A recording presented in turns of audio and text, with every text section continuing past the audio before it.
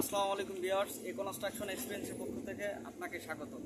আজকের বিষয় হচ্ছে সিঁড়ি নিয়ে আপনাদের সামনে আজকে আলোচনা করব। তো আমি সিঁড়ির বিস্তারিত বলবো না, আজকের ভিডিওতে রড বাইন্ডিং এবং শাটারিংয়ের বিষয়ে আলোচনা করব।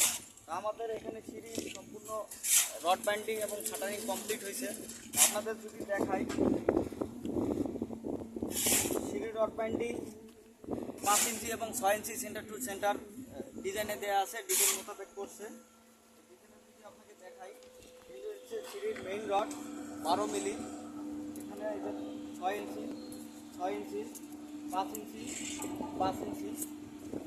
তো এখন হচ্ছে ট্রেড এবং রাইজারের মাপ, ট্রেড এবং রাইজার কীভাবে করবেন।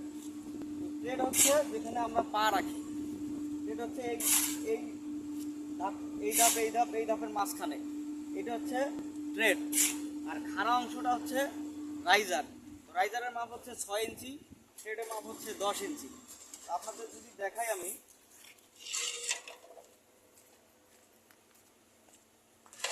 দেখতেছেন এখানে ট্রেড হচ্ছে 6 ইঞ্চি, নিচের সোফিট থেকে সিঁড়ির যে স্ল্যাব আছে, স্ল্যাব 6 ইঞ্চি ঢালাই হবে।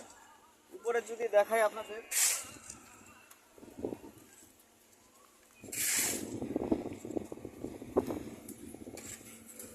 এখানেও সেম, এবং ক্লিয়ার কভার থাকবে 1 ইঞ্চি ক্লিয়ার কভার ধরা হয়। যদিও মূলত 3-4 ইঞ্চি বা 20 মিলি ক্লিয়ার কভার রাখা উচিত, রাখতে হবে। 20 মিলি ক্লিয়ার কভার রাখতে হবে। নিচে ব্লক দেওয়া হবে 20 মিলি বা 3-4।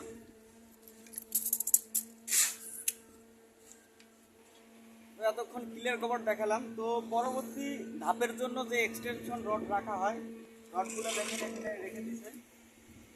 এটা হচ্ছে এক্সট্রা টপ এবং মেইন রড, দুইটা রডে রেখে দিছে। তো আমার মতে সিঁড়িটি বাঁধা এবং শাটারিং করা খুব সুন্দর হয়েছে। ধন্যবাদ সকলকে।